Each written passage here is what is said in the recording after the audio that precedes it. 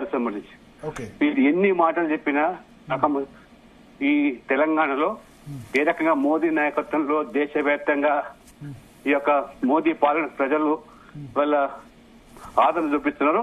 ఇవాళ కరీంనగర్, ఇవాళ నిజామాబాద్, ఆదిలాబాద్ పట్టభద్రులు కూడా స్పష్టమైన సంకేతం భవిష్యత్తులో బీజేపీ జెండా తెలంగాణ ఖాయం, బీజేపీ ప్రభుత్వం ఏర్పడిన ఖాయం. ఇది ఒక నాంది మాత్రమే. అయితే మనం పాజిటివ్స్ డిస్కస్ చేసుకుంటే ముందు నెగటివ్స్ కూడా. ఒకటి, ఉత్తర తెలంగాణ జస్ మీకు 4 ఎంపీలు ఉన్నారు, 7 ఎమ్మెల్యేలు ఉన్నారు. బట్ వరంగల్, నల్గొండ, ఖమ్మం చూస్తే అక్కడ 5వ పొజిషన్ ఉంది. దాన్ని ఎట్లా ఇంప్రూవ్ చేసుకుంటారు మీరు?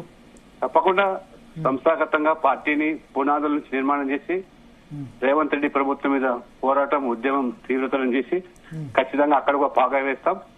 గెలుపు దిశలోనే మా పార్టీ భవిష్యత్తులో కార్యక్రమం రూపొందిస్తాం, మా కార్యాచరణ ప్రకటిస్తాం. సార్, మీరు అన్నారు రేవంత్ రెడ్డి ప్రభుత్వం ఉంటుందో ఉండదో 5 ఏళ్లు కూలుస్తుందో అని కామెంట్ చేశారు. ఇప్పుడు ఈ రిజల్ట్ తర్వాత ఏం చెప్తారు?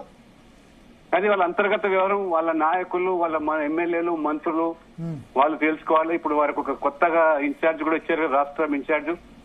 వాళ్ళు మరి ఎంత పోస్ట్ మార్టం చేసినా గానీ ప్రజల మనసులో మాత్రం కాంగ్రెస్ పట్ల తీవ్రమైనటువంటి ఒక వ్యతిరేక భావన. ఎందుకంటే పచ్చి అబద్దాలు చెప్పి గ్యారంటీల మీద మోసం చేసినటువంటి మరి ఈ పార్టీ కేవలం తెలంగాణలో కాదు, హిమాచల్లో మోసం చేశారు, కర్ణాటకలో చేశారు.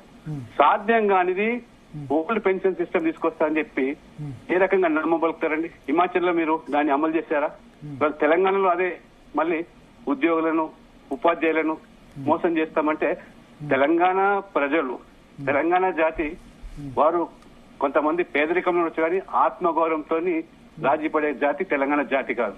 ఓకే, ఇప్పుడు సార్ మీరు జాతీయ ఎన్నికల ప్రాసెస్ కూడా చూస్తున్నారు. జాతీయ